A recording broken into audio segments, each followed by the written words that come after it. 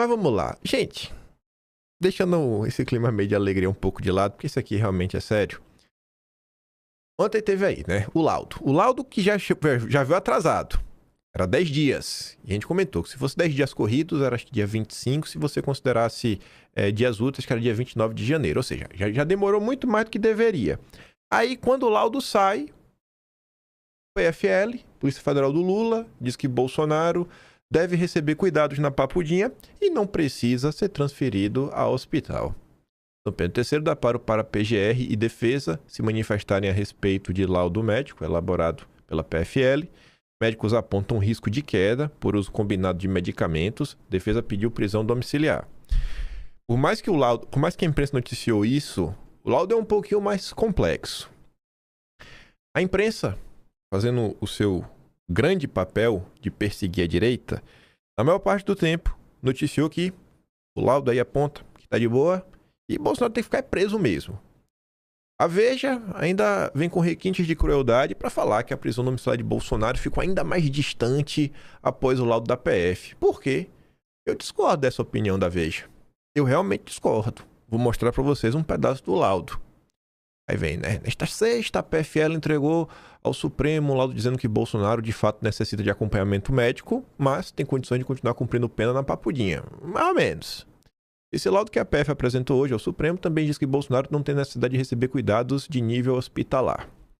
Aí, a defesa se pronunciou, a Globo posta sobre isso. A defesa de Bolsonaro diz que laudo da Polícia Federal aponta a necessidade de acompanhamento médico rigoroso. Isso está no laudo. Uma coisa são cuidados hospitalares. Outra coisa é acompanhamento médico de rigoroso. Não é porque você precisa de acompanhamento médico rigoroso que você precisa estar no hospital. A defesa de Bolsonaro afirmou nesta sexta que o laudo médico elaborado pelos peritos da PFL não conclui de forma expressa pela permanência de Bolsonaro no 19º Batalhão da PM no Distrito Federal, né, a Papudinha, mas aponta a necessidade de acompanhamento médico rigoroso diante do seu estado de saúde. E na perícia, no laudo, tá lá. A perícia descreve que o ex-presidente apresenta multimorbidades, com doenças cardiovasculares, respiratórias, gastrointestinais, metabólicas, neurológicas, além de histórico de cirurgias abdominais extensas. Isso está na perícia. Apesar disso, os peritos afirmam que as condições estão sob controle clínico e não configuram incompatibilidade por si só com o ambiente passional. Bolsonaro faz uso contínuo de medicamentos, utiliza aparelho de CPAP durante o sono e requer monitoramento regular, cuidados que, segundo os médicos, podem ser realizados fora de ambiente hospitalar. Mas algo sério. Você vê que a PFL fez o laudo a gosto do freguês. Fez daquele jeito. Tem argumento, se Dom Pedro III quiser deixar Bolsonaro ficar preso em casa, tem argumento para manter Bolsonaro sendo torturado. A gosto do freguês. Mas aqui ainda é o quê? A fala da defesa. É a matéria da Globo. Flávio Ferronato aqui destacou 2 parágrafos do laudo. Aí sim, eu acho que fica de forma inquestionável. Ela fala assim, ó. Apesar da imprensa induzir que o laudo da PF diz que Bolsonaro está sendo cuidado adequadamente na prisão e que isso dificultaria a domiciliar, não é bem o que a conclusão do laudo traz. Bolsonaro sofre riscos sérios ao ficar preso sem socorro imediato. A PF, jogou a bomba nas mãos de Dom Pedro III. Ou ele implementa tudo o que é preciso para garantir a integridade física do presidente, ou envia para domiciliar. Se uma fatalidade acontecer, não será por falta de aviso da Polícia Federal e a culpa será dele. Olha o que está ali, ó. Apesar do controle clínico, apesar da disponibilidade de protocolos de pronta resposta para atendimento de urgência e emergência, é necessário otimização dos tratamentos e das medidas preventivas por profissionais especializados em decorrência do risco de complicações, principalmente eventos cardiovasculares. Assim, médico tem, mas olha, a gente está diante de um paciente que requer um tipo de cuidado mais especializado, profissionais mais especializados. O periciado apresenta sinais e sintomas neurológicos que aumentam o risco potencial de novos episódios de queda, necessitando de investigação diagnóstica, ou seja, ainda precisa pesquisar mais. Não foram constados diagnóstico de pneumonia bacteriana, papapá. Então tá aí. A gosto do freguês. Vamos lavar nossas mãos igual Pilatos. A gente fala que tá mais ou menos. Se quiser manter preso, mantém. Mas eu acho que o Bolsonaro devia estar em casa.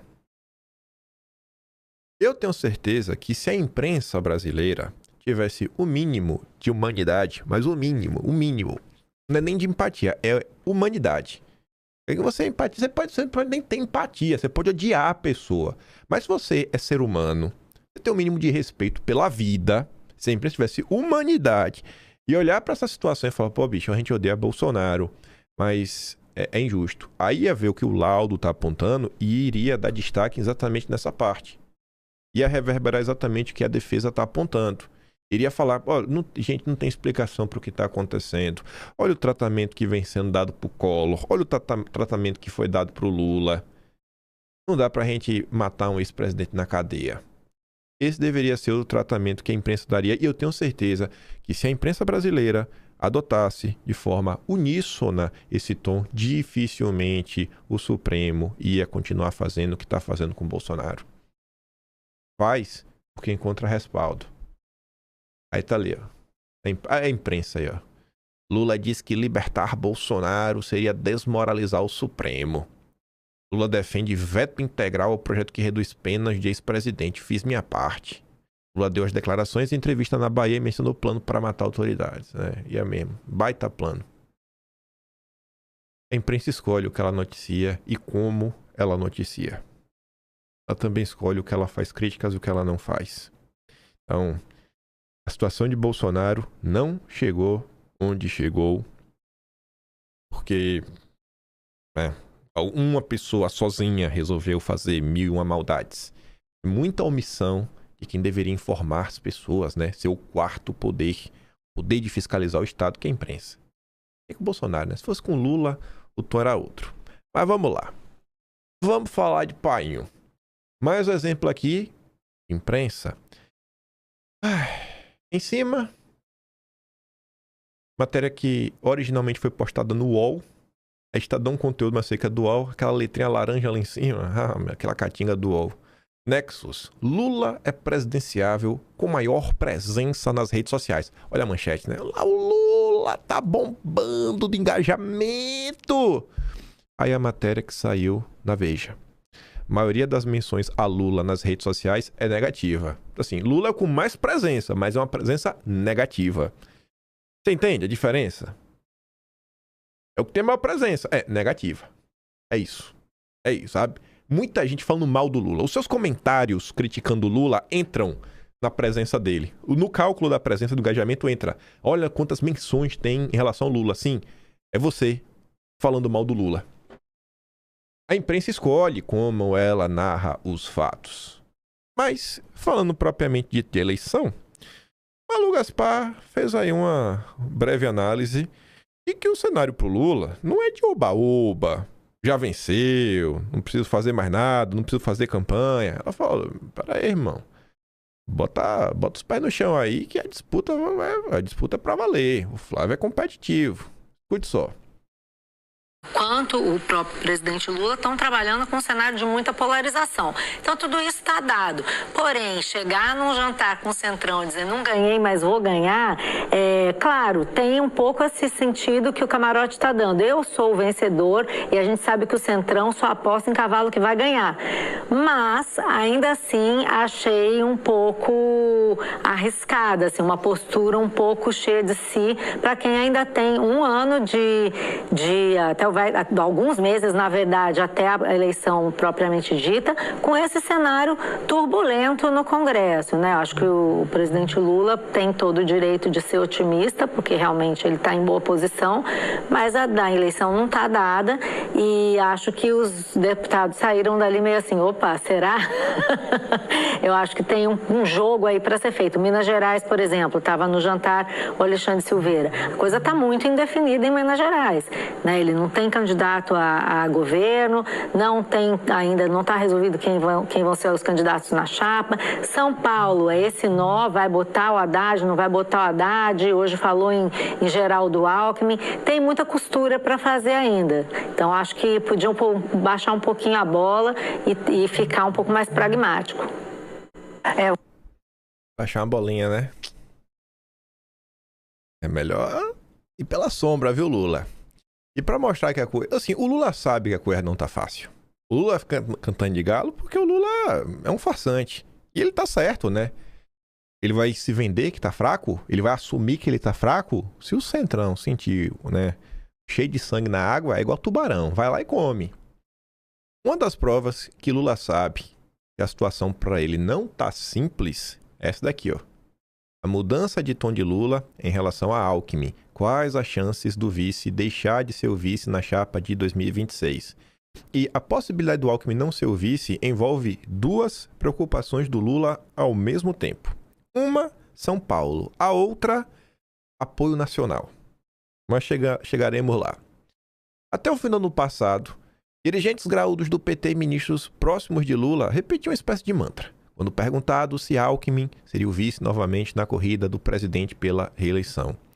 O Geraldo ganhou tanta confiança do Lula pela lealdade que mostrou neste mandato que ele será o que ele quiser. Se quiser ser vice, será. Se quiser concorrer a algum cargo por São Paulo, concorrerá. Não mais. Esse mantra envelheceu mal e com rapidez. O jogo agora é outro. Há um grupo no PT negociando a possibilidade de dar vice para o MDB. Tudo feito com aval de Lula. O PSB não está confortável, ainda não externou isso publicamente, mas certamente o descontentamento estará no centro da conversa já marcada entre Lula e João Campos, o presidente do partido de Alckmin. Não será no sábado em Salvador, em meio aos festejos pelo aniversário de 46 anos do PT, onde os dois se encontrarão, mas será muito em breve. O encontro já foi marcado. E principalmente a conversa não vai ser no tom amigável. É que Lula falou na entrevista que deu. Nós temos muito voto em São Paulo e temos condições de ganhar as eleições de São Paulo. Eu ainda não conversei com Haddad, ainda não conversei com Alckmin, mas eles sabem que tem um papel para cumprir em São Paulo. Eles sabem. Acho que a gente pode ganhar as eleições em São Paulo se a gente escolher um candidato a governador, o Alckmin, o Haddad, a Simone Tebet. O PSB confia que a estreita relação que já existe historicamente com o PT e ainda a que está construindo para a eleição deste ano, contará pontos para a decisão sobre a vice-presidência. PSB e PT serão aliados em 16 estados, incluindo São Paulo e Minas, os dois maiores colégios eleitorais. Confia também que Lula, no fim das contas, respeitará o desejo de Alckmin. E o que é que o Alckmin quer? Quer ser vice. E aos mais próximos, já disse que não vai disputar eleições em São Paulo. Se não rolar continuar como vice, não disputará eleições. E o fará o seu jeito, anunciando que vai se retirar da política, mas que fará campanha por Lula à reeleição. Antes de falar sobre isso aqui, só para dar um complemento, já com as falas do Dirceu sabe que uma coisa é estar planejando isso. Outra coisa é falar isso publicamente. Falar publicamente, isso não era fala para ter se tornado pública. Lula acabou falando demais porque sabe como é, né? É o Lula. Aí o Dirceu já correu para tentar colocar panos quentes. Dirceu defende Haddad como candidato em São Paulo e permanência de Alckmin como vice de Lula. Segundo Dirceu, a manutenção de Alckmin como vice é condição para a estratégia eleitoral do partido em São Paulo. Ele afirmou defender há muito tempo a candidatura de Haddad ao Palácio dos Bandeirantes e classificou a aliança entre Lula e Alckmin como um pacto político com a sociedade. Foi uma espécie de contrato que nós assinamos com o eleitorado de que essa aliança criaria condições para vencermos a eleição. Aí você tem que lembrar do que disse ali atrás e de qual partido a Simone Tebet faz parte. Qual a discussão? Lula, talvez, conversar com o MDB, né? Fechar com ele, a vice, quem sabe.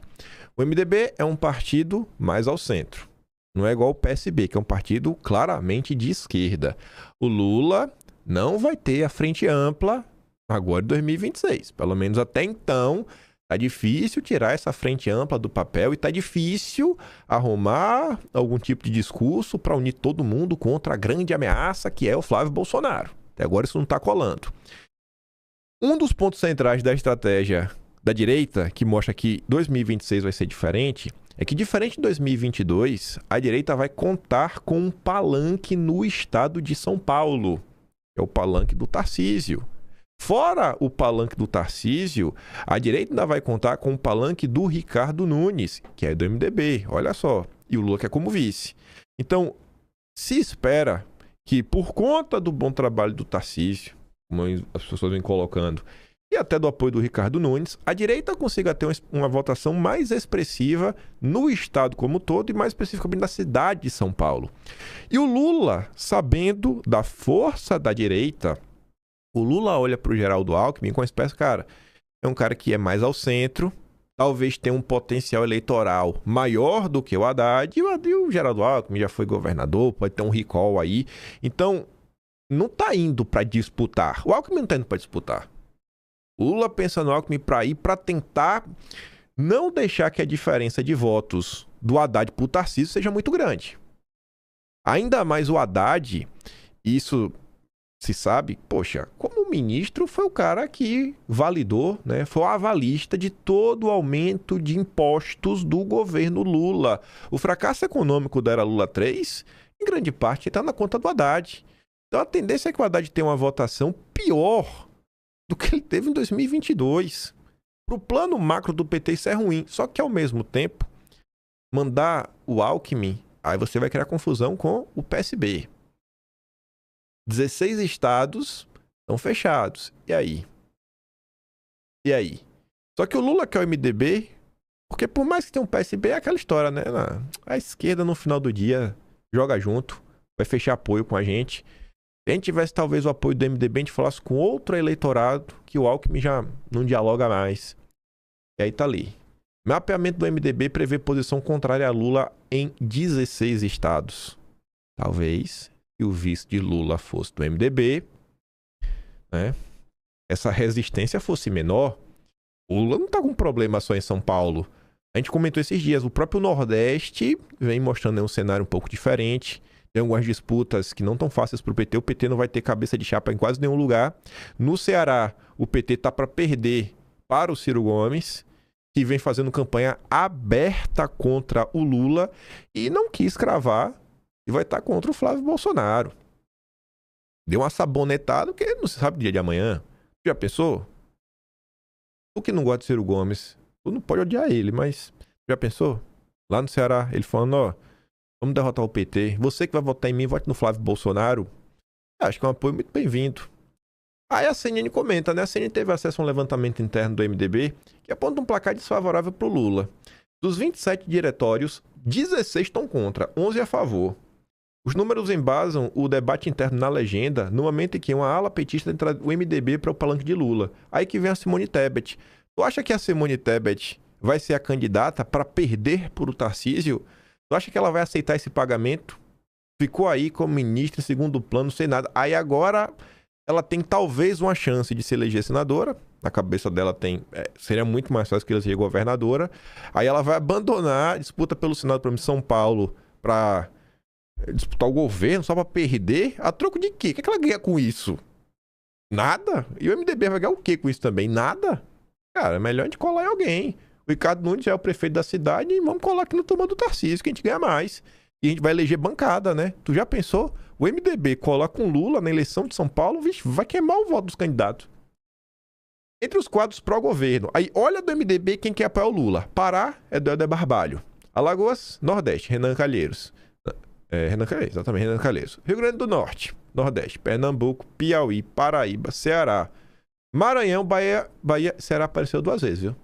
Enfim, Nordeste, aí além do Pará, no Norte você vai ter o Amazonas, que é do Eduardo Braga.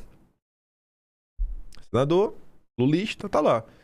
É o que sobra. O resto do país inteiro não quer. Fala assim, bicho, não vale a pena.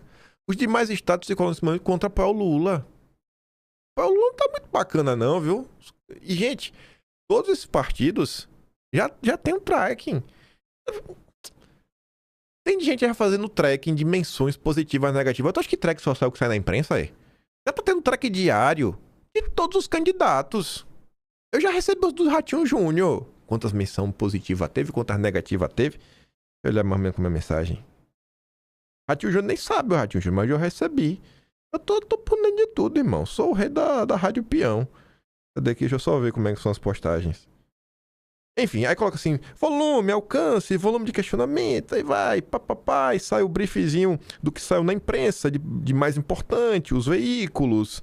Aí fala do sentimento positivo, negativo e neutro, e explica o que seria o neutro, negativo, positivo, diário não, dias 5 e 6, 5 e 6 de fevereiro. Ela tá assim, todo mundo já tá já. Quem vai disputar governo, quem vai disputar presidente, vai disputar tudo. Tu acha que o MDB não tá também? Tu acha que o Lula não tá também? A eleição começou, gente. Em caráter reservado, um dirigente MDBista ironiza o assédio ao partido com a oferta da vaga de vice. Podemos conversar se eles convidarem o Temer pra ser vice. Esse é um nome que o MDB meio que aceitaria como um todo. Mas é o de Barbalho? Tá doido. Eu vou apoiar o Lula só porque o de Barbalho é vice. Tu é maluco. Fontes da cúpula do MDB ouvidas pela CNN dizem que a tendência é que o partido fique neutro e libere os líderes locais para apoiarem quem quiserem. Que é o mesmo comportamento do PSD, que em tese tem 3 candidatos, vai lançar candidato, mesmo sabendo que vai perder, mas tem uma lógica. E vai ficar neutro. Lá na Bahia, o Alencar vai estar fechado com Lula. Mesmo que Ratinho Júnior seja candidato, não tá nem aí. E não vai ser traição partidária. Aí já começou, né? PSD avalia ministério para Leite Caiado, né? Para Leite Caiado no Senado. Vamos maquiar as possibilidades. Não vai dar para ser os 3, né? E os 2 que ficar de fora, a gente vai ter que procurar aqui um jeitinho, né? A gente quer cargo. Queremos cargos. Aí isso é um parágrafo curioso na Globo. O Spartan compartilha. Cado de Goiás, Ratinho Paraná, Eduardo Leite Rio Grande do Sul são adversários do governo Lula e adotam posicionamentos críticos à gestão federal nas áreas de segurança pública, educação e economia. Já as diferenças entre eles aparecem, sobretudo, diante de temas caros ao bolsonarismo, como anistia e de assuntos ligados à pauta de costumes, caso do aborto. Aí o Spartan comenta, né? Ou seja, Eduardo Leite, Ratinho Júnior e Caiado não são de direita, são apenas o sistema. E para entender o sistema e por que eles vão sair candidatos, e porque a gente precisa, não só a gente, né? Todo mundo, políticos, se jogarem de cabeça na campanha do Flávio Bolsonaro. O Silvio Cassione, que é uma das pessoas que trabalham para políticos fazendo esses relatórios de engajamento briefing através da APData. Né? Não, Silvão? Te conheço de verões passados. Campanha do Ricardo Nunes. Olá, vai também na Rádio Peão. Não sei se aquela voz dos áudios era sua ou de algum funcionário seu. Competição pelo Congresso influencia candidaturas da terceira via. Se a terceira via tem pouca chance de eleger um presidente em 26, por que então lançar um candidato? Para entender, precisa olhar para o outro grande prêmio dessas eleições, o controle do Congresso Nacional. Desde a redemocratização, nenhum partido conseguiu manter o controle simultâneo do Executivo e do Legislativo.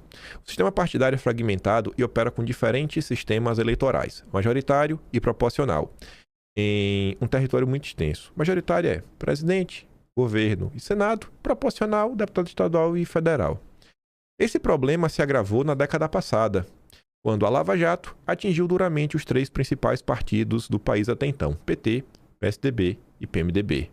O vácuo foi preenchido por partidos médios, PL, DEM, que agora é União, PP, Republicanos, PSD, que passaram a competir de igual para igual pelo controle do Executivo e do Legislativo. Você saiu de grandes bancadas daqueles 3 principais para agora ter vários partidos, pulverizou. E essa competição entre partidos, porém, vem evoluindo na última década à medida que a reforma política pós-Lava Jato, pensada pela cabeça maligna de FHC, começa a surtir efeito, que é o que criou. Eu chamei isso, acho que já em 2020, ou foi 2021, de caciquismo político. FHC pensou em 2 coisas que a classe política abraçou. Cláusula de barreira junto com o fundão. Só tem acesso ao fundão quem passa pela cláusula de barreira. E para passar pela cláusula de barreira sem um fundão é complicado, porque não tem mais doação privada. Então você fecha o cerco que os partidos que já existem cada vez têm a tendência de ficarem maiores e se tornar uma espécie de oligarquia de caciques. E você não pode disputar a eleição se não tiver partido. E você criar um partido dos outros não dá acesso a fundo. Então, é mato sem cachorro. Medidas como o financiamento público de campanha e a cláusula de desempenho têm contribuído para a gradual consolidação do sistema partidário. Ele está ficando menos fragmentado. A tendência em 26 é que esses partidos, que concentram a maior parte dos recursos disponíveis para a campanha, continuem a ser os mais competitivos e aumentem as suas bancadas. Nenhum partido ainda será capaz de eleger sozinho a maioria da Câmara e do Senado. Mas, nessa fase de consolidação do sistema partidário, o resultado importa muito, pois ele pode determinar o domínio de um ou alguns desses partidos por um período longo. Hoje, as principais bancadas da Câmara não diferem muito. Vai de 40 a 70 deputados. A exceção é o PL, mas também não por muito. O PL vem perdendo, deputados e deve encolher ainda mais durante a janela partidária, provavelmente ficando abaixo de 90 deputados em breve. Se um ou dois desses partidos romper esse equilíbrio e eleger uma bancada significativamente maior, tipo 100 deputados, significativamente maior, ele terá capacidade desproporcional de influenciar a agenda legislativa via a presença da Câmara e concentrará mais recursos via emendas parlamentares e fundo partidário eleitoral. O mesmo vale para o Senado. Todos os partidos querem dar essa sorte, ou no mínimo, não querem ver os seus concorrentes despontarem enquanto caminham para a irrelevância. Então, às vezes, esses partidos de centro querem te sabotar, porque é melhor todo mundo tá na pior do que um se dar melhor ainda que ser teu aliado, e concentrar cada vez mais poder daqui para frente poder te chutar. O bolsonarismo chuta o centrão, assim, em 2 palitos, né? É só ter 257 na Câmara e maioria no Senado. Aí chuta o centrão, não precisa mais de você para nada. Coisa se tiver, 308 e 49, aí aprova tudo. Ou 342 e 54, Ave Maria, aí é a revolução do país, e vai de gente presa aí pelos crimes que vão ser julgados, impeachment para tudo que é lado. E esse é o contexto para as decisões de Kassab. É claro que eleger o presidente da República seria ideal para o PSD, mas a chance é minúscula. O que vale mesmo é ganhar corrida contra outros partidos, e cada um está pagando carona na eleição presidencial de uma maneira diferente. O PL está repetindo a bem-sucedida aposta de 22 de ter um candidato, o que dá projeção nacional, dá capilaridade em todos os estados, mas só tem 2 polos hoje, Lula e Bolsonaro. Essa estratégia, portanto, não serve para o Centrão. Outros partidos tentam pegar carona nas candidaturas presidenciais mais fortes, colocando-se como postulantes a vice. É o caso do PP, do União Brasil, que formaram a federação. O que eles têm a oferecer é estrutura de campanha. O custo, porém, é vincular-se de forma mais nítida a um dos polos na eleição. O PSD, então, propõe uma abordagem diferente. Lançar um candidato desvinculado de polos ideológicos. A vantagem dessa estratégia é permitir que as lideranças do partido em cada estado conduzam a campanha de forma mais eficiente, de acordo com as preferências dos eleitores daquele estado, pedem voto para Lula no Nordeste, para Bolsonaro no Sul. Em alguns casos, poder dar palanque ao candidato do próprio partido também, mas essa não é exigência intransponível. É a mesma abordagem do MDB em 2022 com a Simone Tebet. Para o PSD, o custo dessa estratégia é a perda de barganha nas negociações regionais. Em São Paulo, por exemplo, ter um candidato próprio à presidência aumenta o custo para que o próprio Kassab seja visto do Tarcísio, embora não inviabilize essa opção. Então tá aí. Centrão tem os seus problemas, Lula tem os seus problemas, mas o Kassab entende que ter um candidato próprio é um palanque nacional. E dá para o Kassab essa possibilidade. Onde eu quiser colar com o Lula, eu colo com o Lula. Onde eu quiser colar com o Bolsonaro, eu colo com o Bolsonaro. Se quiser colar com o meu, cola também, mas não tô nem aí. O importante é fazer bancada. Bancada. A eleição presidencial não é só para eleger o Flávio Bolsonaro. Precisamos eleger uma ampla bancada da direita. O Estadão noticiou. A manchete é mais que suficiente, mas peguei 2 parágrafos só para ilustrar. E diferente do pai, Flávio Bolsonaro prioriza a classe política e escanteia a aproximação com militares. Diferente do pai, Flávio Bolsonaro também não veio das Forças Armadas, E talvez não conheça, nem muitos militares, por mais que seja filho do Bolsonaro e tudo mais, Ao longo da vida, o Flávio tem muito mais contato, teve muito mais contato com políticos do que com militares. Eu tenho certeza disso daí. O que eu sei é que diz que Flávio, ele foca suas articulações na classe política e tem deixado para depois uma eventual aproximação com a esfera militar. Pessoas próximas ao Flávio afirmam desconhecer conversas deles com integrantes das Forças Armadas. Segundo aliados, Flávio prioriza as alianças políticas e o convencimento do mercado financeiro com pitadas de política internacional.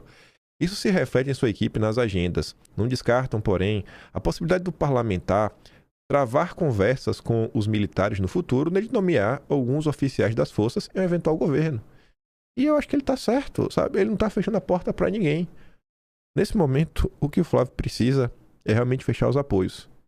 E ter apoio da estrutura partidária. E quem tem base ao redor de todo o Brasil. Os militares têm votos, também estão espalhados pelo todo o Brasil, mas o momento agora é campanha, tempo de TV, fundo partidário. E o mercado financeiro tem um papel nisso, porque controla a imprensa. Então, se você conseguir que a imprensa seja menos pior, já é um ganha. E o mercado financeiro, querendo ou não, manda e desmanda no centrão, né? Vide aí o glorioso Ciro Nogueira. E a gente vai falar dele. Ciro Nogueira tá aprontando. A condição do centrão para Flávio Bolsonaro. Aí é um papo que eu realmente não faço ideia do que é que eles querem falar com isso. Os principais partidos do centrão, PP União Brasil, colocaram a condição por Flávio. Só vão apoiá-lo a depender do tom que ele adotar na campanha. Lideranças do PP e do União Brasil afirmam que só apoiarão Flávio caso ele deixe de lado o discurso mais radical e adote um tom mais moderado que atraia o eleitorado de centro. Que papo furado, né? Qual é o tom moderado, filho de Deus? O que é o discurso radical? O tom moderado que o centrão gosta é esse aqui, ó. A reunião de Valdemar com Ciro Nogueira e Rueda para discutir palanques. A reunião foi essa semana. Terça-feira, dia 3. Tava lá o Valdemar, o Ciro e o Rueda. Na conversa, segundo apurou a coluna, os caciques discutiram principalmente os palanques no estado. Isso é moderação que a União Brasil e o PP querem. Um dos principais palanques discutidos foi Santa Catarina. Na reunião, Ciro e Rueda cobraram de Valdemar uma vaga para a federação na chapa do governador Jorginho Melo. Como vem noticiando a coluna, a federação PP União quer emplacar o senador Esperidion Amin uma das vagas. Na vaga da Carol de Tony, ou do Carlos Bolsonaro, uma das duas. O governador, contudo, tem hesitado, né, o Jorginho. Ele chegou a dizer nesta semana que apoiaria a Carol de Tony. A outra vaga será de Carlos Bolsonaro. Valdemar então interveio e afirmou a Carol que o PL não teria como apoiá-la. O cacique chegou a oferecer um plano B, mas a deputada não aceitou e deve deixar a legenda.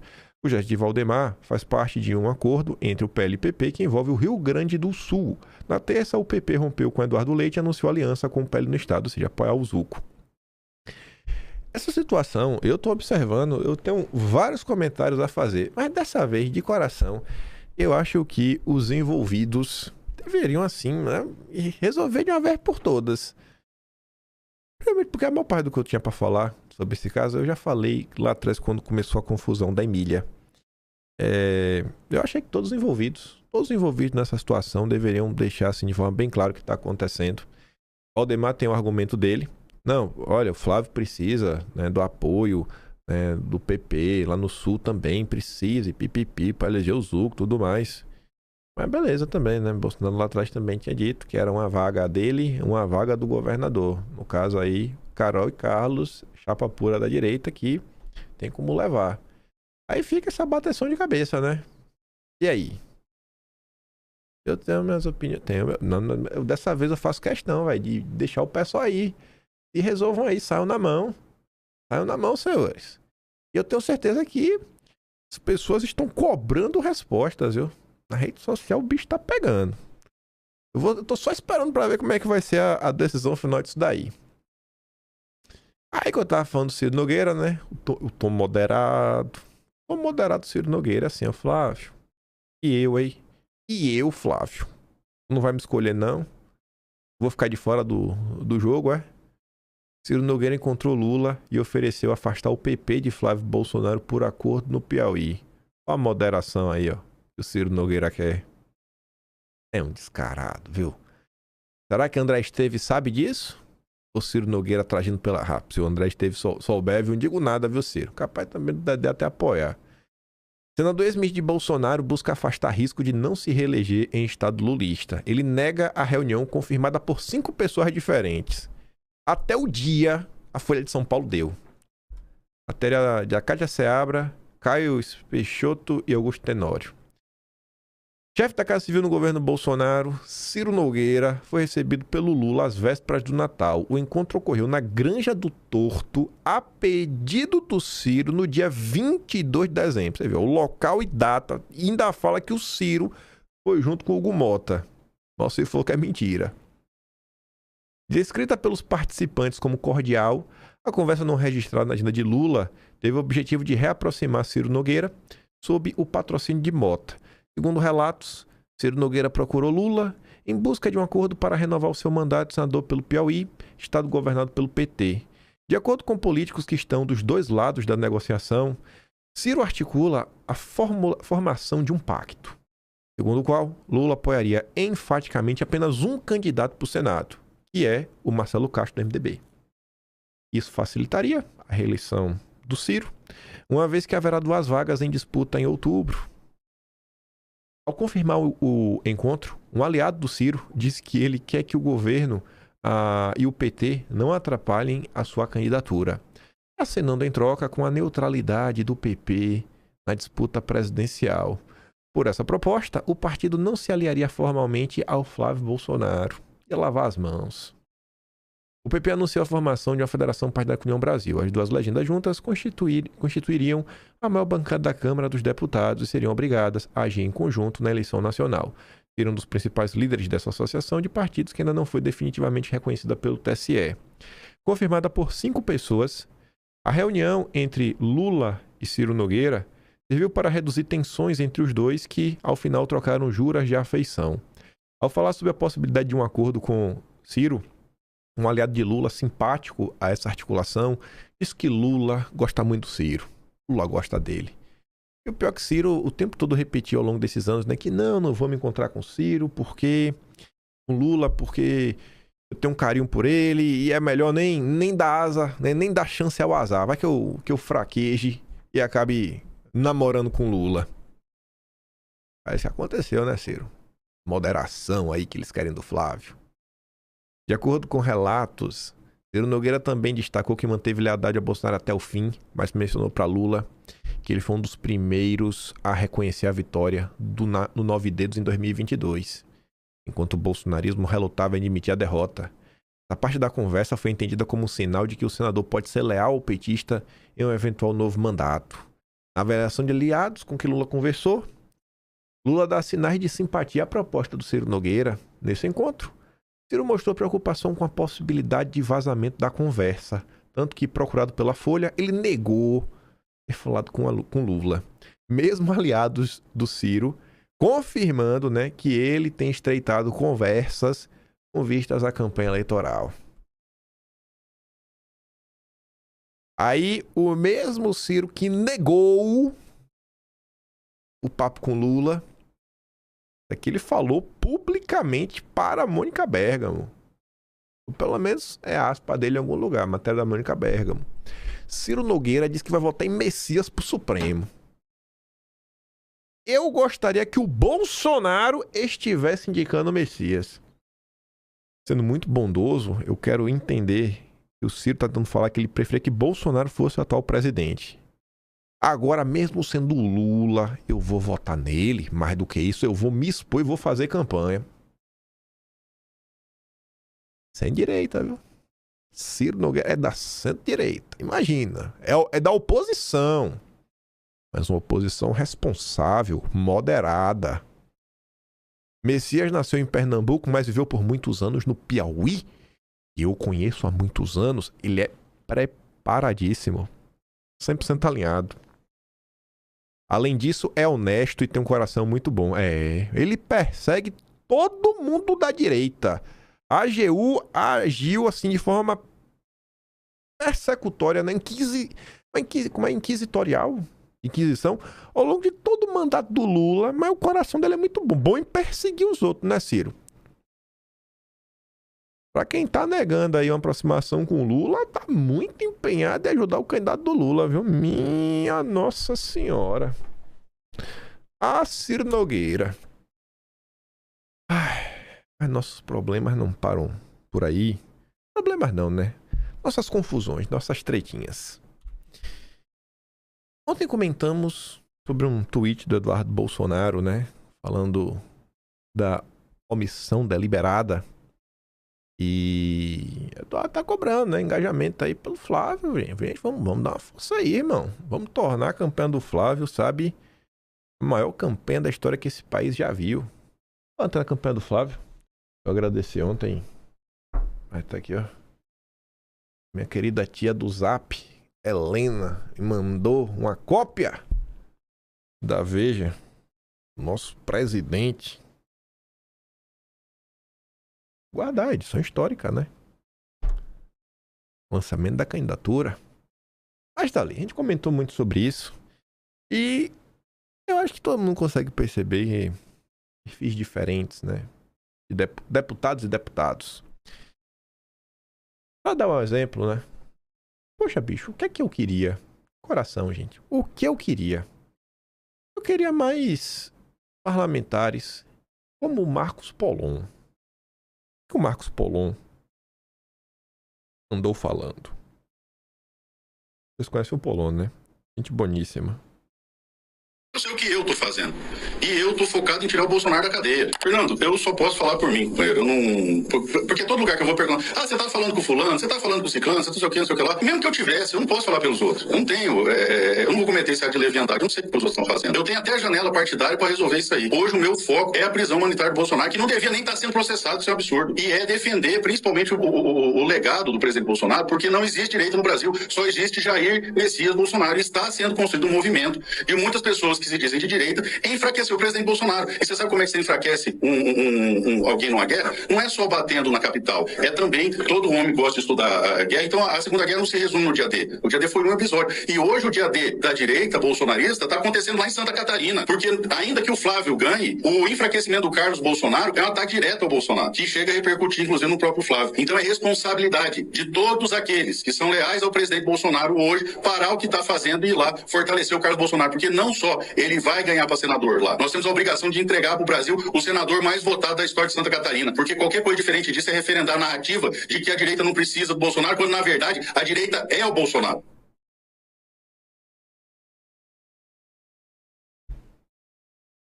Esse é o comportamento, né, que eu esperava dos deputados. Sabe, entrar em campo, forma assertiva, pô. Isso aqui é na rádio, né? Quando bota um microfone na sua boca, você fala isso aí mesmo, mano. Sou Jair.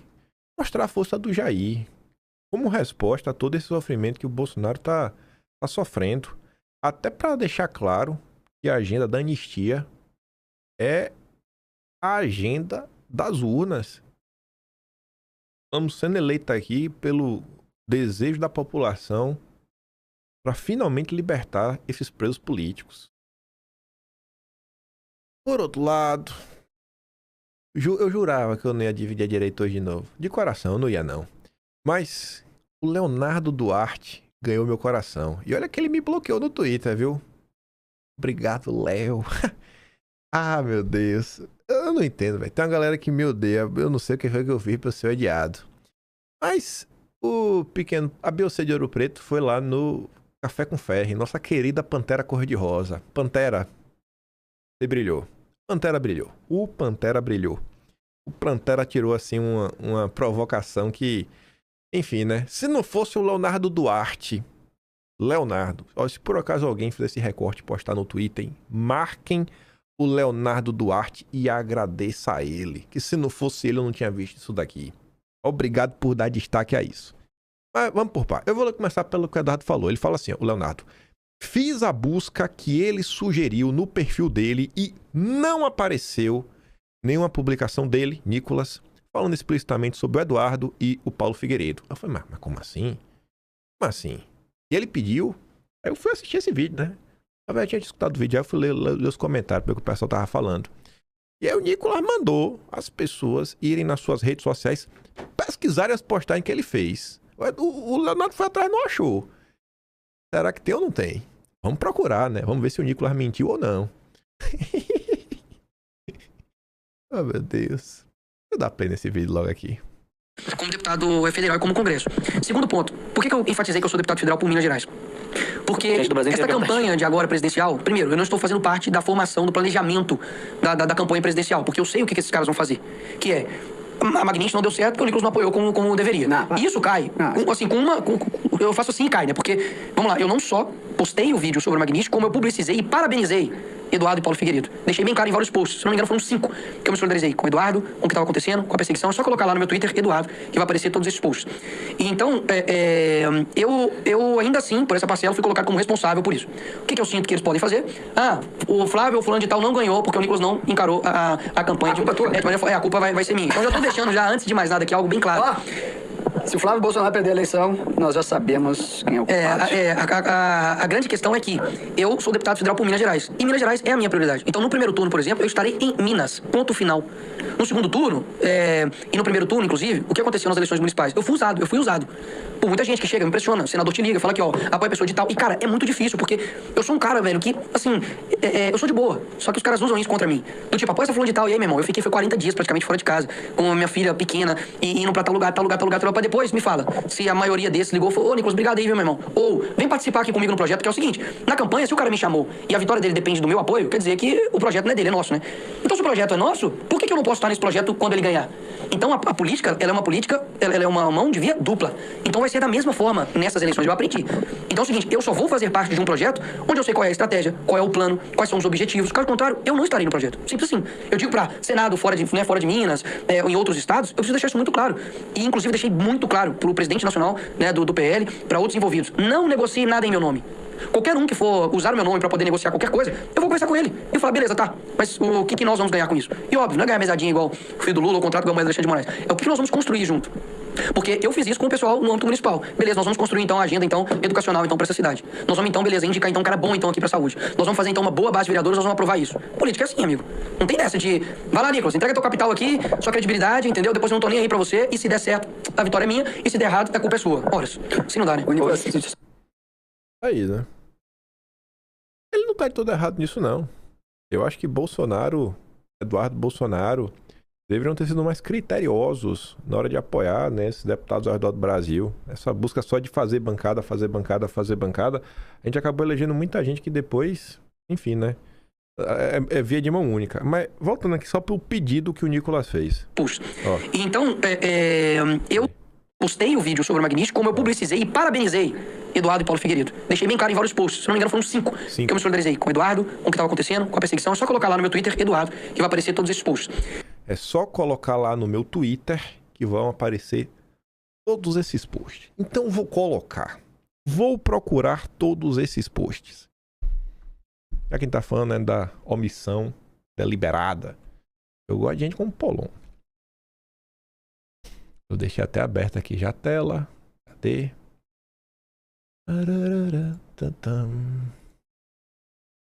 Eu vou começar pela parte mais fácil. Começar assim, ó. Vamos lá. Vamos fazer assim. Maximizar. Botar o tamanho certo. Pronto. Ele falou que ele apoio ao Eduardo e ao Paulo. Vou começar pelo Paulo Figueiredo primeiro, ó. A gente clica aqui na lupinha pra ver só as postagens dele, ó. Paulo Figueiredo. Vamos ver. Nada. Nenhuma menção ao Paulo Figueiredo. Tá bom, então vamos tentar só o Paulo. Botar mais recentes. Tá, aqui no Paulo Bilinski. Vídeo. Olha a Emília, a boneca de pano. Teatro. São Paulo. Aqui já também a gosto, viu? Magnitsky. É uma notícia. São Paulo. Já tá em maio já. Já cheguei em maio. De Paulo também tem. Aí eu deixei aqui Figueiredo. Não tem. Vou até atualizar a tela, olha. Figueiredo também não tem. Nada. Aí vamos ser bondosos. Vamos procurar pela arroba. Arroba aqui, ó. Real Paulo Figueiredo. Pra você ver que é dele, ó. Vou atualizar aqui, ó. Ó, na tela. Vou mostrar que eu não tô roubando. Ó, passei. Última menção Paulo Figueiredo. Na arroba. 9 de outubro de 2022. Mas eu vou ser mais bondoso ainda, que Paulo Figueiredo tem a conta nova. Que é Paulo Figueiredo 8. Vou mostrar aqui pra você ver, ó. Paulo Figueiredo 8, ó. É do Paulo Figueiredo. Jornalista censurado. Aí eu vou... Primeiro aqui, vamos voltar no perfil do Nicolas. Ó, vamos pesquisar pela @nova do Paulo Figueiredo. Nada. Ei, diacho. Ave Maria. Mas então vamos pesquisar aqui pelo Eduardo. Ele mandou pesquisar pelo Eduardo. 5 posts. Vai lá no meu Twitter. Cheguei, pô. Vamos lá, ó. Eduardo. Vou botar aqui as mais recentes, né? A perda de mandar Eduardo Bolsonaro. Não, aqui não é da Magnitsky. Tá falando da Magnitsky. Tá, aqui do lado Bueno. Busca e apreensão. Tá, 18 de julho. Mas a Magnitsky foi 31 de julho. Aqui, mas cadê as postagens da Magnitsky, do Eduardo? Ele falou que era só pensar por Eduardo. Ah, já sei. É porque a @ do Eduardo é Bolsonaro SP. Ó, vou até copiar aqui, ó. Fazer assim, ó, copiar. Copia. Chega aqui agora, ó. Bom, vamos pesquisar, né? Porque Nicolas não mente, ele é menino de Deus, né? Aí eu boto aqui, vamos botar pela @. Botar as mais recentes, né? Do fim pro começo. Ai, 18 de março. Ei, Nicolas, tem que ligar pela música aí, irmão. As postagens não tá aparecendo não, velho. Mandou pesquisar no teu Twitter. Vamos botar aqui, né? Porque eu não tô surdo, né? Ele mandou pesquisar. Eu só tô fazendo o que Nicolas mandou. Ó. Então, com a perseguição, é só colocar lá no meu Twitter que eu me solidarizei com o Eduardo, com o que estava acontecendo, com a perseguição, é só colocar lá no meu Twitter, Eduardo, que vai aparecer todos esses posts. Então... É só colocar lá no meu Twitter que vai aparecer todos esses posts. Eu não achei, Nicolas. Eu não achei. Realmente não achei, viu? Ai. E não foi só eu que não achei, não, viu? O Leonardo Duarte também não achou, não. Eu sei que alguém postou o recorte disso. Marca lá o Pantera Cor-de-Rosa, agradece ele também. Eu prefiro gente como Paulon, bicho. Que eu tô aqui pelo Bolsonaro. Eu vou trabalhar pro Santa Catarina também, porque também tem que eleger o Carlos Bolsonaro por lá. A gente tem que eleger já de todo canto. É isso aí mesmo. Sabe, é o louco alucinado. Eu sou da tropa radical do bolsonarismo. Ai, aí, gente. Pra você ver como são as coisas, né? Tava passando no Twitter e pelo que eu comentei ontem, teve gente que não gostou. Infelizmente, né? Tem gente que não gosta de dividir a direita. Aí esse J. Beck, Julian Beck, ele tava respondendo ao Ale. Do Eu Sou Mal Educado. Pessoas como você não representam a direita, não suportam nenhum comentário e saem xingando as redes. O comentário que o Ale não respeitou e xingou esse cara de vagabundo foi aquele comentário ali, ó. Olha o comentário que o Ale não quis respeitar. Me admira ter gente que ainda não compreende para quem trabalha. Carlos marca o alvo e a tropa digital cai matando. E o Ale não tratou esse cara com respeito, né? O cara tá exatamente fazendo a acusação do gabinete do ódio. Não vejo a hora de Nicolas se desligar totalmente dessa turma. Políticos fracos não suportam a influência do Nicolas, que será presidente um dia. Aí o Ale fala, né? Esse marginal acusa a direita de gabinete do ódio, que causou toda a perseguição que sofremos até hoje e não quer ser chamado pelo que é, um vagabundo. Aí esse cara depois apagou a postagem, né? Ainda bem que o Ale bateu o print. Essas são as pessoas da direita brasileira, viu? Ai de você que critique alguma pessoa que eles idolatram. E esse daqui? O Mafinha compartilhou esse vídeo da Lully falando de capital político. Aí olha o que o Samuel Filho diz pro Mafinha. Na real, eu espero que Xandão enfie uma trozoba no fiofó de vocês pelo resto da vida, PQP. Que bando de vocês são. Você lida com divergências políticas pedindo que Alexandre de Moraes destrua a vida de quem você não gosta. Isso é direita. Aí o Mafinha fala, a gente sabe que se depender de vocês, é isso que vai rolar. Lá no começo do governo Bolsonaro foi a mesma coisa. Só foi ter uma divergência que do dia pra noite já tava fazendo dossiê, armando CPI, que foi o que o Ayan fez. Tudo porque não aguenta ler letras na tela do computador. E depois ele volta, ó. Essa safadeza sua, Paulo Kim, e essa base aloprada e burra que fica atacando, chamando todo mundo de traidor, apenas fazem pessoas como eu tomarem nojo e querer se afastar. Vocês estão se tornando aqueles que antes vocês combatiam. eu combato quem persegue pessoas, né? Quem tá perseguindo pessoas é o Samuel Filho. E traidor é um termo que eu não uso. Eu, inclusive, sou um defensor ferrenho de parar de chamar os outros de direita falsa, de direita verdadeira. Eu sou o maior defensor que existem várias pessoas de direita diferente. E que eu sou bolsonarista. Aí, gente, esse comentário aqui pra mim ele é bem marcante. Não por nada. Mas esse tipo de pessoa, ela tem uns montes no Brasil. Tem muitas pessoas assim na direita e também na esquerda. A gente dá muita risada quando a gente vê um petista agindo dessa forma. Mas quando é na direita, a gente só finge não ver. E de boa também, faz parte do jogo. Eu quis colocar isso daqui só para mostrar, mais uma vez, aquele exemplo que eu dou e o que eu sempre venho repetindo. Que a gente precisa politizar as pessoas. Politizar as pessoas. As pessoas precisam entender as coisas de forma um pouco mais complexa. Parar com lavar a alma, sabe?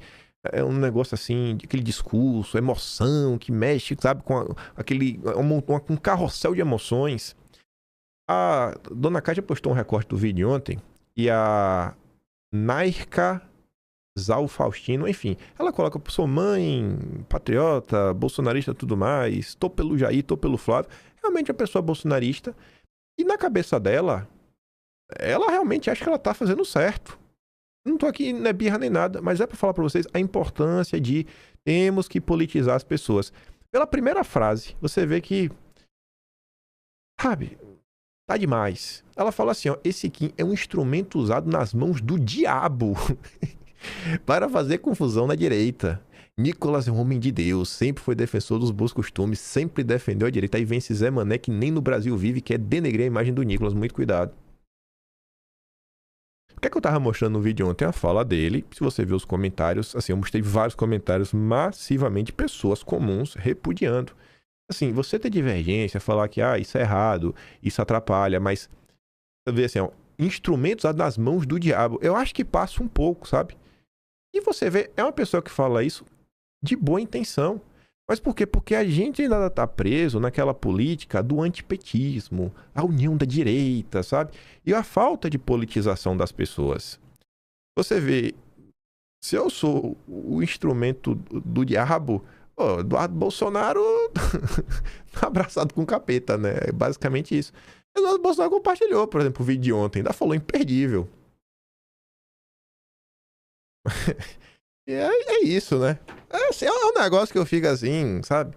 E de boa, velho. De boa mesmo. Aí, pra falar um pouco mais sobre isso e aprofundar um pouco essa discussão é boa. Dias atrás a CNN levou lá um esquerdeiro pra falar da direita.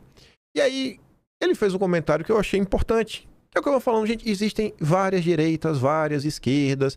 Nem todo mundo de esquerda apoia o Lula, nem todo mundo de direita apoia o Bolsonaro. O MBL é de direita, gosto de vocês ou não. O MBL é de direita, não adianta falar que é de esquerda que não é.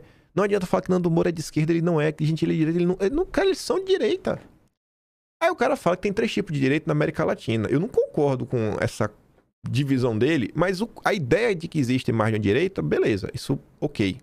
Aí ele falava, né? Tem a direita, tá dividida entre a extrema direita, a direita democrática e a centro-direita.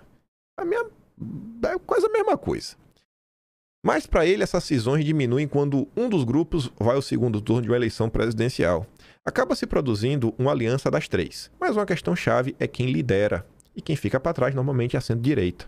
Viola pontua que os atores mais extremistas conseguiram captar o discurso do combate à criminalidade, que se mostra importante no continente. Porque realmente só a extrema-direita está preocupada com segurança pública. Aí ele diz que para a extrema-direita seria quem contesta as regras do sistema. Como eles chamam isso, os bolsonaristas, né? Realmente, o bolsonarismo é o antissistema. Criticando a democracia com uma proposta liberal voltada para o confronto. Além disso, tem um componente de populismo em suas propostas. Aí colocam a direita democrática como claramente liberal no econômico e pode ser conservador ou liberal no político. Em geral, neste momento, essa direita democrática, uma parte importante dela, propõe ajustes econômicos fortes, responsabilidade fiscal e políticas muito duras em relação à segurança pública, tipo Ratinho Júnior. Esse grupo se une à extrema-direita nas propostas mais pesadas sobre segurança, mas se separa pelo menor conservadorismo nos costumes. E a centro-direita é o Ciro Nogueira, né? Isso aí realmente é centro-direita, né? Teve papel importante, mas hoje está muito enfraquecida. Dentro da liderança dessa ala, Viola inclui o movimento de Maurício Macri, né? E da antiga democracia cristã chilena. Aí, falando dessa discussão, e pegando ali o exemplo da tia, que olha para a política com emoções muito grandes, esse vídeo aqui é uma inception. Por quê? O Felipe Tamir é de esquerda, mas é antipetista. Pelo menos até ao final da primeira página. Não sei na página 2. Na página 2 acho que ele vota no Lula. Mas o Felipe Tamir é antipetista, sempre foi um defensor do Ciro Gomes, se considera um getulista, trabalhista e até então apoiava o Aldo Rebelo. Aí o Felipe Tamir está discordando do Aldo Rebelo. Já o Ivanildo, que é um liberal, tá concordando com o Aldo Rebelo. Você fala, mas como assim, velho? Porque o Brasil é mais complexo do que parece. Olha o que o Aldo Rebelo tá falando. Do Estado pela ponta da despesa e não da receita? Olha, ajustar pela ponta da despesa não vai ser uma coisa simples. Você tem que ajustar pela receita, com a ampliação do investimento privado, da atividade privada em 3 frentes importantes. Ele tá falando o seguinte, ó. As contas públicas, o déficit, fechar pela conta da despesa é complicado. Seria o quê? Cortar gasto. É meio complicado. Ele deveria estar pensando em aumentar a receita, o quanto se ganha. Mas ele não vai falar de imposto. Ele vai falar o quê, cara? Vou até voltar um pouquinho aqui, ó. Ô, diacho. O vídeo tava na metade por causa disso. Pronto. Vai ficar mais Era aumentar a base de arrecadação com o aumento da taxa de investimento, com um choque de investimento privado, porque o país não tem dinheiro para fazer investimento público, removendo os obstáculos institucionais, os vetos institucionais ao investimento, Vamos aumentar a receita não aumentando imposto, mas aumentando a economia. E para aumentar essa economia, através do quê? Do investimento privado. Investidores, pessoas físicas, empresários. E a gente vai estimular isso tirando regulações, tirando as travas.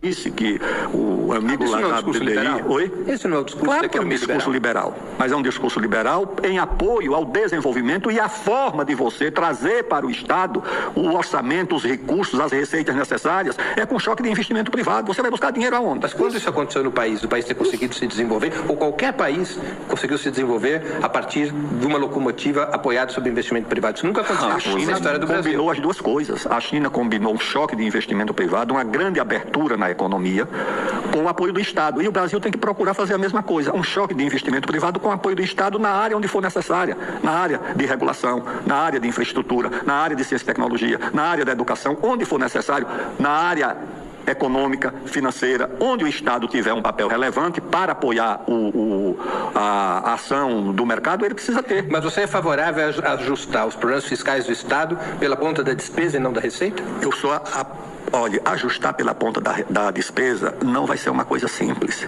Você tem que ajustar pela receita, com a ampliação do investimento privado, da atividade privada em 3 frentes importantíssimas. Na fronteira agrícola, agropecuária e agroindustrial, na fronteira mineral, desbloqueando o investimento na área de minérios, a que eu já me referi aqui, e na área de energia, que está tudo bloqueado. Se você liberar, pode perguntar a qualquer economista, eu converso com os economistas, Aldo, isso vai nos dar, em 4 anos, crescimento médio no mínimo de 4%. Nesse período, a taxa de investimento... Você concorda comigo com isso, Tamir? Não. Não discordo, não. Isso aí é grave. Eu também não concordo. Isso aí, esse papo é gravíssimo.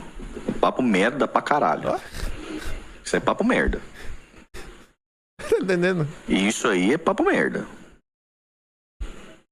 Papo merdíssima. Papo merda. Papo totalmente merda. Concordo com isso não. E vai subir e a taxa de juros vai cair e você vai ter uma outra realidade econômica no país. E você não aposta ou não propõe... Você vê como são as coisas? Um antipetista de esquerda, que é apoiador do Ciro, getulista, se dizia apoiador do Aldo, discorda. Não, mas como assim investimento privado? Não, pera aí, pô. Como assim o empresário vai ajudar? Como assim o Estado e o empresário vão trabalhar juntos? Como assim a união é mais forte? Como assim ter união? O melhor dos dois... Não. Já vou falar, cara, isso aí mesmo, velho. Vamos lá. Eu tô com o Ivanildo nessa. Tô com o Ivanildo. Aí, o Glauber é de esquerda, antipetista, diz Aldo Rebelo neoliberal, bolsonarista, amigo da ditadura. São algumas das narrativas da cínica militância lulopetista para sabotar uma alternativa nacionalista. A intenção de tirar votos do Aldo jogando para o rejeitado Lula ou forçando o voto nulo. Mente vazia oficiando do PT. Eu coloco isso daqui para você olhar exatamente aquele comentário da tia. Ainda existe uma camada muito grande no Brasil. Assim, a maior parte dos brasileiros nem acompanha a política. Dos que acompanham, a maior parte dos brasileiros ainda tem uma visão muito superficial da coisa, sabe? Quer rotular as pessoas, sabe? Preto no branco. E tem que ser aquilo ali, acabou. Se é de esquerda, tem que ser comunista, apoiador do Lula, da agenda woke, identitária, odiar o Brasil, ser vassalo do Biden e tudo mais. Não. Se é de direita, aí livre mercado, vamos acelerar, vamos privatizar tudo. Tudo aquele papo liberal bocó. Aí você corta pro Flávio Bolsonaro. Olha o que o Flávio Bolsonaro comenta na sua entrevista pro Paulo Figueiredo. O presidente Bolsonaro inovou mais uma vez ao permitir a possibilidade de que projetos possam ser passados pela iniciativa privada pelo modelo de autorização. Portanto, como é que funciona isso de uma forma bastante simplificada? O investidor privado vem, bota o dinheiro, constrói, faz o projeto que seja viável, constrói uma ferrovia e pode explorar. Parece que esse vídeo também começou já no final. O Brasil é o maior produtor de alimentos do mundo. O nosso agro, que é um orgulho nacional, produz comida para mais de 1 bilhão de pessoas pelo mundo. E muitas vezes a comida produzida no Brasil tem dificuldade de chegar aqui no Oriente Médio por falta de infraestrutura, por tarifas elevadas, por burocracia. E é uma coisa que eles aqui no Oriente Médio podem ajudar muito o nosso país, o Brasil. Por quê? Se você pegar as nossas ferrovias brasileiras, nós temos basicamente um escoamento de toda a nossa produção para o litoral, mas não há uma interconexão região centro-oeste com os portos da região norte e nordeste de uma forma direta. Temos os projetos para isso, mas é uma coisa que interessa ao Oriente Médio, porque o presidente Bolsonaro inovou mais uma vez ao permitir a possibilidade de que projetos possam ser passados pela iniciativa privada pelo modelo de autorização. Portanto, como é que funciona isso de uma forma bastante simplificada? O investidor privado vem, bota o dinheiro, constrói, faz o projeto que seja viável, constrói uma ferrovia e pode explorar essa rodovia por 50 anos. Então é algo que eles podem investir, que eles vão ter o retorno do investimento deles e vai ser muito estratégico para que a comida chegue até os nossos portos no Brasil de uma forma mais rápida, de uma forma mais barata, com menos desperdício.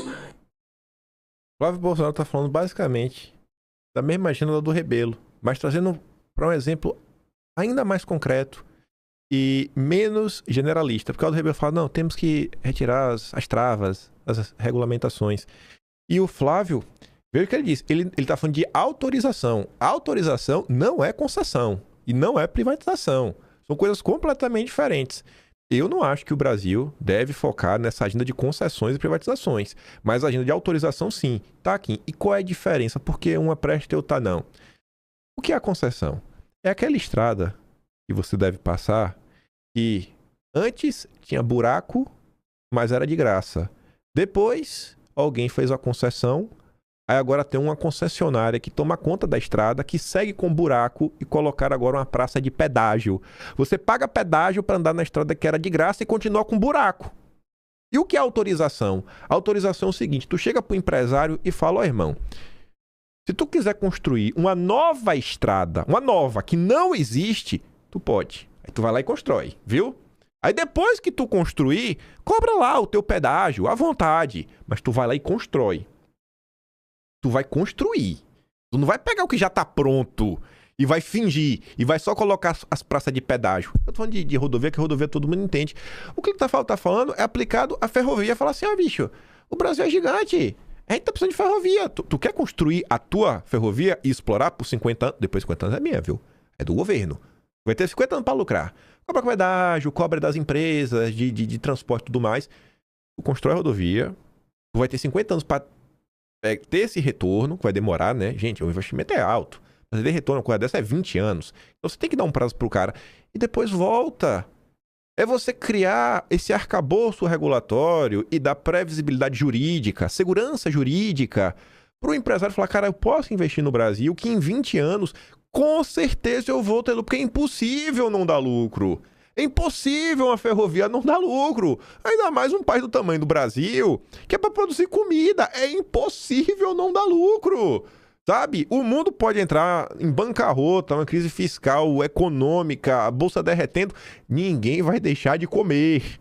Então a ferrovia vai continuar dando dinheiro, sabe? É uma certeza. Agora, você tem que costurar alguma coisa. Mas e aí? É o discurso similar ao do Rebelo. Flávio Bolsonaro é de esquerda? Não. É o líder da direita. A esquerda, inclusive, tá com raiva do Aldo Rebelo. Então, vocês estão entendendo esse problema da falta de politização das pessoas?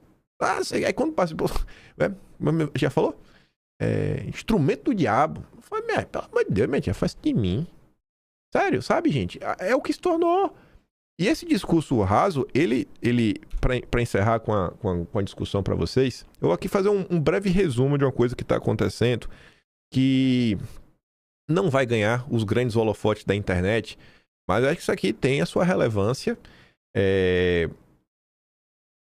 Lembra de algumas vezes que eu falei daquele discurso do Mano Brown, que ele chegou para a esquerda e falou, vocês têm que voltar para a base, presta atenção no que está acontecendo, bicho, abre o olho. E eu falei que a gente está entrando num período na direita que é um período até de emburrecimento. As discussões não vão para lugar nenhum, não tem nenhum tipo de discussão aprofundada de nada, sabe? Assim, ainda mais quando você comprar como era lá atrás. Muita gente fala de livro, isso daí, produzir isso, aquilo, outro, documentário. Hoje em dia é só ver quem lacra mais às vezes. Aí eu tava passando no Twitter, esse aqui chamou minha atenção. Eu dei uma engajada falando o seguinte, ó. Após participações em debates de 20 contra 1 contra pessoas de esquerda, influenciador Bruno Fonseca abandona o bolsonarismo e diz agora ser de centro-esquerda. Aí o Samu responde falando o seguinte, ou sempre foi de esquerda ou tá se infiltrando no inimigo. Das duas, uma. Cara, não, talvez tenha uma terceira opção. Eu fui ver o que é que aconteceu. Ele nem se classifica realmente centro-esquerda, ele fala assim, cara, eu tenho que tentar me entender para me rotular melhor. Ele pode ter se deixado levar. Eu acho que esse menino é meio burro da cabeça, de verdade. Mas quando eu olho o caso no macro, eu consigo realmente compreender o que aconteceu com ele. Esse rapaz aqui é aquele perfil tipo Mamãe Falei. Ele vai pros locais, lidava com aquele petista pé de chinelo, colocava o microfone na boca e a pessoa lacrava. Né? E aí ele lacrava em cima da pessoa. Aí ele começou a participar desses debates que eu tenho falado pra vocês. A direita vem passando vergonha atrás de vergonha nesses debates. Quem iniciou a onda de massacres foi a Renata Barreto. Foi humilhada pelo Elias Jabbour. A direita varreu o pau debaixo do tapete, ficou todo mundo pianinho. Eu acho que na época, a única pessoa que teve coragem de falar sobre isso e falar, bicho, tomou um pau, foi o Alessandro Santana. Mas que ninguém levou a sério, né? Porque quem é o Alessandro Santana pra falar da Renata Barreto? O cara era catador de sucata? Não sabe de nada de economia, né, o Alessandro Santana? E o Alessandro falou, a direita tem que abrir o olho aí, velho. E o Alessandro é um cara bacana porque ele vive no mundo real. Vive na comunidade, né? Quando ele fala lá em Guaianazes. E aí, ele falou disso na época. E vem tendo esses debates. O que passa na cabeça desse menino, e aí ele fala o seguinte, que o momento que deu gatilho de realmente de mudança foi quando teve lá a confusão da Zoe Martinez, que a Zoe tava basicamente prendendo ambulante naquela história lá do metanol. Ele falou, cara, isso aqui é um absurdo. E aí ele falou que na visão dele, o que ele começou a perceber é que a direita não se preocupa com o trabalhador. Falando que meio que faltavam algumas propostas mais claras, menos genéricas. De, cara, o que é que vai fazer? Existe um problema real, trabalhador aqui no Brasil, e peraí, pô, tem que fazer alguma coisa. E ele começou a falar que nos grupos não tinha espaço para discutir isso, ele estava discutindo no privado outro. Até onde isso é verdade ou não, não sei. E aí ele falou que, ao participar desse embate, ele começou a ver que existiam setores na esquerda que tinham um debate mais profundo e uma visão de mundo que ele nunca tinha nem visto. Resumindo, o Bruno Fonseca só teve acesso ao longo desses anos a essa visão liberal que tudo se resolve com Estado mínimo e com privatização. E não entrega nenhuma solução real e concreta para melhorar a vida do povo. Aí ele parou para ouviu duas palavrinhas de um cara ali, sei lá, mais nacionalista, mais trabalhista de esquerda, que não é petista, e começou a colocar argumento, e aí, segundo ele, colocou ele para pensar. Se ele fez isso de forma honesta ou não, a direita deveria parar para se perguntar, cara, se esse maluco fez isso de forma honesta, e vem crescendo na geração Z, muita gente que está seguindo o MBL, porque olha para o bolsonarismo e não está encontrando as respostas para as dores da juventude, que são pessoas que, por mais que se esforçam, cara, a cabeça do cara é assim, gente, eu tô me esforçando, trabalhando igual um condenado, segunda a sábado, que é o 6 por 1, tô chegando muito cansado em casa, pego o trabalho, não sobra dinheiro nenhum, e quero ganhar no salário mínimo, sem perspectiva. Sabe que meritocracia vocês estão falando? Cara, eu sou pobre. Vocês não estão me apresentando uma solução para isso. Aí ele, às vezes, vai ver, gente com, às vezes, problema até de segurança pública, às vezes falta uma coisa ou outra.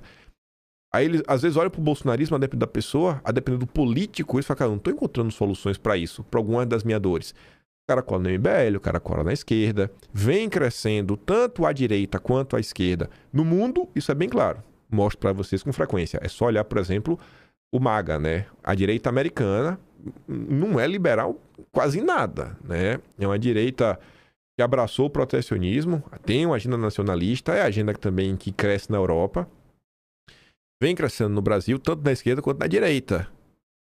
E grande parte ainda das nossas discussões do bolsonarismo fica em torno de quê? E aí? Você é contra Lula ou a favor de Lula? Você é antipetista ou não? E o Alexandre de Moraes, hein? Se o cara falou que é contra o Lula e contra o Alexandre de Moraes, a direita abraça, sem nem saber. E esse cara, se ele não tá fazendo de forma honesta, tá fazendo de forma desonesta, ainda assim é ruim e preocupante. Olha a foto que colocaram dele. Tava em cima de palanque em manifestação da direita.